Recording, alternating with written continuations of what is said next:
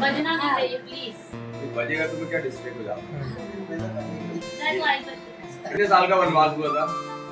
पहले 12 साल का होता 13 साल का अलग हुआ था। 1 साल का क्या बात, मतलब आप में से कोई भी जज नहीं होना चाहिए कि आपने तो अगेन फिर से 14 साल का वनवास हो जाएगा। तो जब 14 साल का वनवास कंप्लीट हो गया तो पांडव जब वापस आए तो बात ये हुई कि या तो युद्ध होगा या तो 50-50% जो भी हिस्सेदारी बंटवारा वो हो जाना चाहिए। तो हमारे चक्रधारी भगवान श्री कृष्ण को भेजा गया बात रखने के लिए कौरवों से कि भाई या तो देख या तो 50-50 कर लो। चलो अगर वो भी नहीं हुआ तो 5 ग्राम आप दे देना, सिर्फ 5 गांव चाहिए 5 पांडव के लिए और ज्यादा कुछ नहीं। लेकिन दुर्योधन वो भी नहीं मानता, वो बोलता 5 गांव क्या, मैं एक सुई की नोक बराबर, जो सुई की नोक कितनी सी होती है उसके बराबर भी जमीन नहीं दूंगा। और इसी बात में हो जाती है कृष्ण भगवान से बहस, उनका अपमान कर देता है। तो कृष्ण भगवान वहां सभा के सामने अपना विकराल रूप दिखाते हैं और सभी लोग बेहोश हो जाते हैं। यहाँ तक कि जो गंगा पुत्र भीष्म है वो भी बेहोश हो जाते हैं उनका विकराल रूप देख के। और सिर्फ जो उनके कौरवों के पिता का नाम क्या है, धृतराष्ट्र और विदुर, क्योंकि विदुर जो थे वो इंद्रिया पे काबू पा चुके थे, वो दर्शन कर सकते थे, केवल 2 लोग खड़े रहते।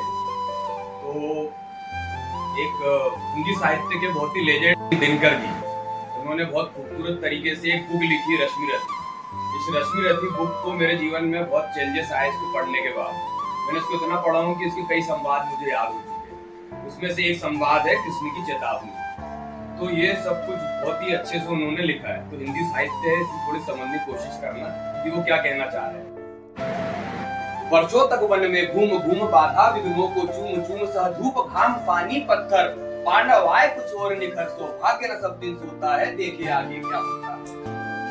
मैत्री की राह बताने को सबको सुमार्ग पर लाने को दुर्योधन को समझाने को भगवान हस्तिनापुर आए पांडव का संदेशा लाए।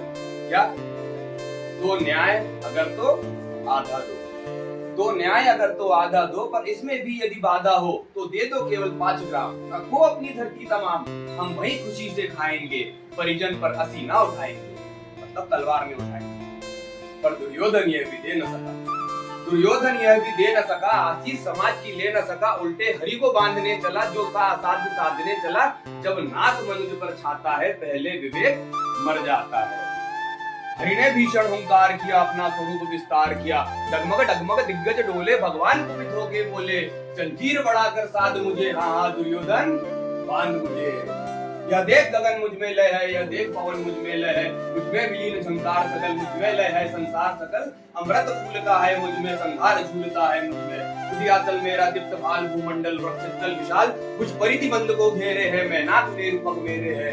दिखते जो ग्रह नक्षत्र निखर सब है मेरे मुख के अंदर। प्रभो तो दृश्याकांड देख मुझ में सारा ब्रह्मांड देख, चराचर जीव जग अक्षर नश्वर मनुष्य सुर जाति अमर।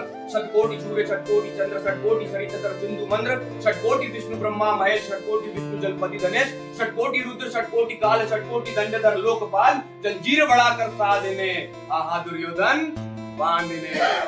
भूलोक अतल पाताल देख, भूलोक अतल पाताल देख, गत और अनागत काल देख। यह देख जगत का आदि सृजन, यह देख महाभारत का रण। मृतकों से पटी हुई भू है, पहचान इसमें कहाँ तू है। अंबर में कुंतल जाल देख, पद के नीचे पाताल देख। मेरा रूप विकराल देख, सब जन्म मुझी से पाते हैं फिर लौट मुझी में आते हैं। जिब्बासी जलती ज्वाल सघन सांसों में पाता जन्म पवन, पड़ जाती मेरी दृष्टि जिधर हंसने लगती है सृष्टि उधर।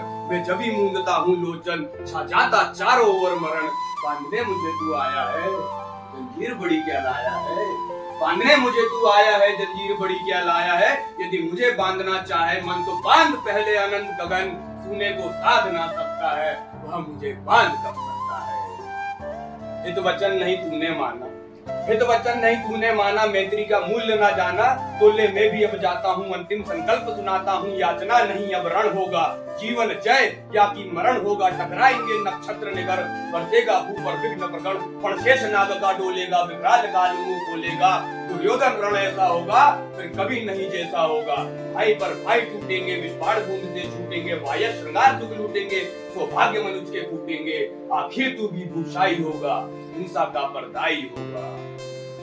थी सवा सन सब लोग डरे, थी सवा सन सब लोग डरे, चुप थे आते बेहोश पड़े, केवल दो नर ना अखाते थे, राष्ट्र विदुर सुख पाते थे, कर जोड़ खड़े प्रमुदित निर्भय, दोनों पुकारते थे जय जय।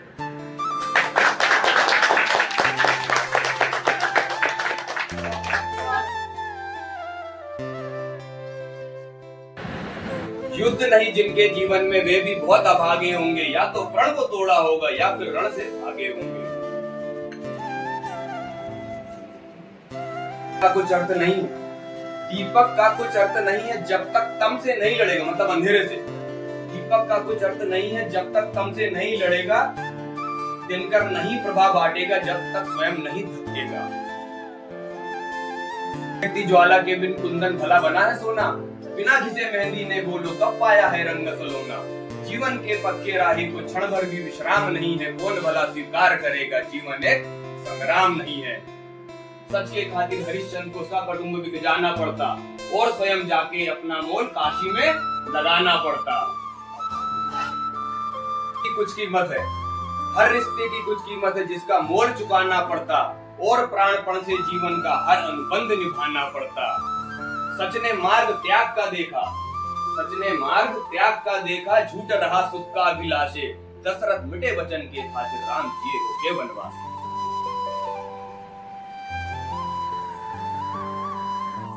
अग्निपथ से गुजरी सीता, अग्निपथ से गुजरी सीता, रही समय की ऐसी इच्छा, देनी पड़ी नियति के कारण सीता को भी अग्नि परीक्षा। लिए गर्भ में निज पुत्रों को वन का कष्ट स्वयं ही झेला, खुद के बल पे लड़ा सिया ने जीवन का संग्राम अकेला, और धनुष तोड़कर जो लाए थे वे अब संग में राम नहीं है, कौन भला स्वीकार करेगा जीवन एक संग्राम।